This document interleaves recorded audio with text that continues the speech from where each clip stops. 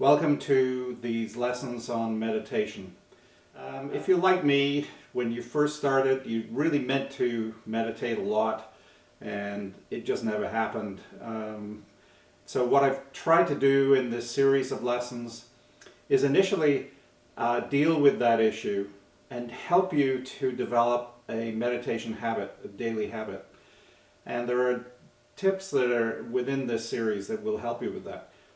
We all know that meditation has now been proven by science to be not only healthy, not only able to reduce stress, but actually builds resilience in your brain to be able to deal with things as they come up in the future. So all around, it's an excellent thing to do for yourself and for others too, because if you are more calm, you are less stressed, then you don't pass that on. Stress is almost like a virus.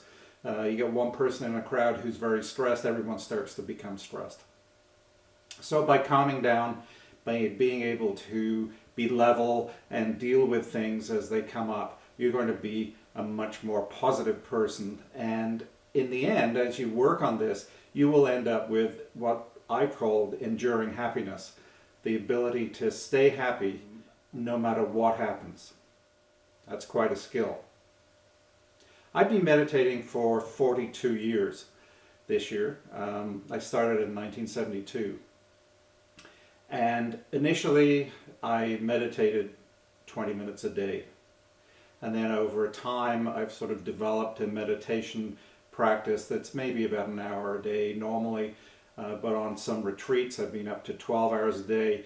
Even longer retreats, I've been meditating about 5 or 6 hours a day for an extended period of time. And so I'm able to tell you that in fact you do change. I used to be an angry person. I used to have a lot of anxiety. I used to panic.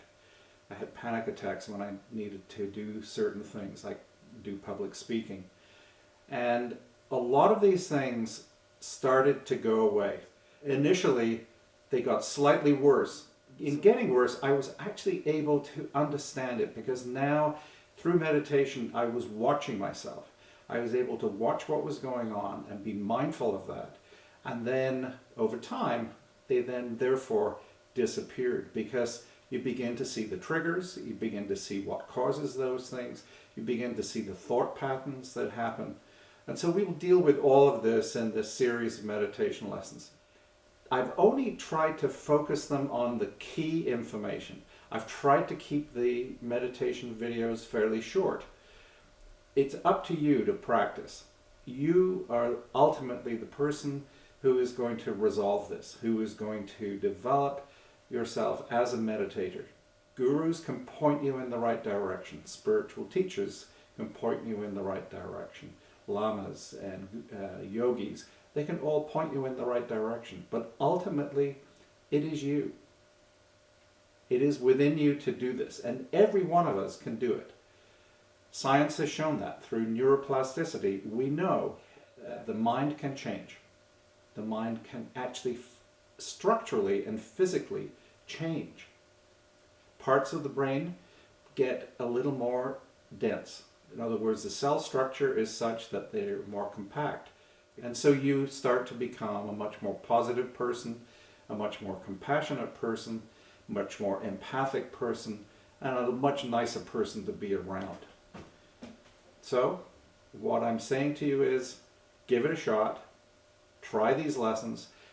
My favorite lesson so far is meditation number 11.